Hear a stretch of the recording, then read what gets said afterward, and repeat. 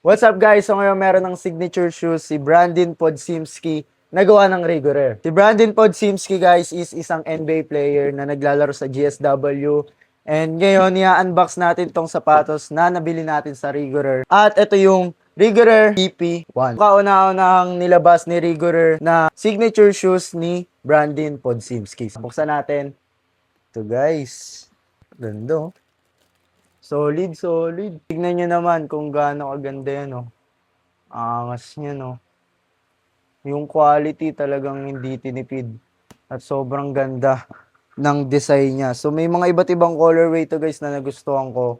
And may bago na namang masterpiece ang Rigorer. So, alam naman natin yan mga idol, basta gawa ng Rigorer yan, napaka-quality. So, isa sa mga naging favorite shoes ko sa kanila is yung Austin Ribs. So, ito, itatry natin to sa mga court and gagamitin natin to sa mga laro and ensayo rin natin. Talagang quality.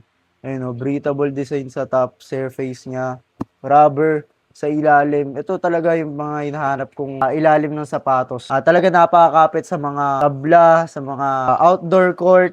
Ayan o, napakaganda. Marami pa tong colorway guys eh. Tignan nyo lang yan sa yellow basket ko yan sa baba. Order na rin kayo guys kung gusto nyo rin umorder na ito Nandiyan yung yellow basket ko niya sa baba. Sobrang solid, grabe. Napakaganda.